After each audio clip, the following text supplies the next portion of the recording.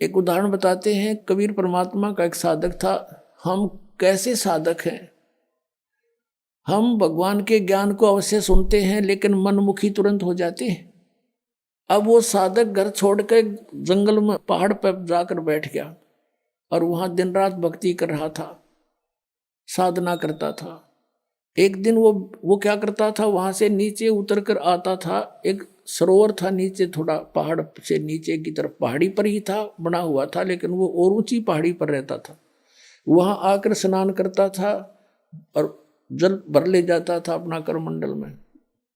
एक दिन वो बीमार हो गया, इतना असहाय हो गया कि वो स्नान करने मुंह धो नहीं सकता था, और मुंह धोए बिना वो भगवान नहीं बच सकता था। इस तरह की अपनी अटकल बना रहा था। तो वो रोने लग गया बहुत बुरी तरह, हे भगवान मैं मुंह धोऊंगा कैसे, मुंह धो नहीं सकता, आपको याद कैसे करूंगा, ऐसे तड़प कर रहा था। अब कहते हैं दारी मेरे संत की मोह से मिटे नहीं अंश।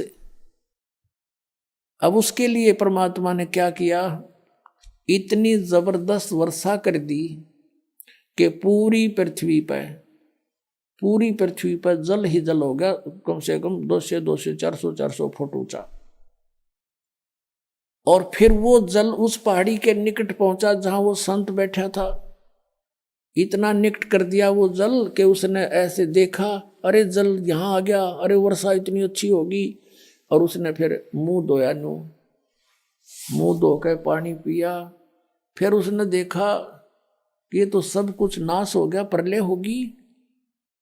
फिर उसको आकाशवाणी हुई कि तेरे लिए ये करना पड़ा मुझे। तब रोने लग गया, हे भगवान मुझ पापी के लिए इतना अनर्थ हो गया, सारी जनता मर गई मालिक। कहते उसी एक्शन एज इट इज कर दिया, जो का तू एज इट इज, जैसे जो जहां काम कर रहा था एज इट इज, कलम पकड़ ही तो कलम में पकड़ा बैठा वहां पर। तो यहाँ के बारे में कहते हैं, मौला थल से जल करे और जल से थल कर देत, साहेब तेरी साहेबी अब श्याम कहूं अक्सवेत। परमात्मा एक सेकंड के कुछ क्षण में भी पूरी पृथ्वी पर जल ही जल विनाश कर सकता है। और दूसरे अक्षर में जो का तू, आपको जैसे यहां बैठे हो ऐसा ही बैठा दे, आपका याद भी ना हो मेरे गिल बनी थी क्या। इतना सामर्थ्य परमात्मा में है। और हम इन अनाड़ियों के कारण, अज्ञानता के कारण, शास्त्र विरुद्ध साधना करने के कारण, परमेश्वरीय लाभ से वंचित रहने से हम ये सोच बैठे हैं ऐसा नहीं हो सकता, ऐसा नहीं हो सकता। और ये अगर मगर जो है, ये हमारे भक्ति मार्ग को समझने में बहुत बड़ी बाधा है।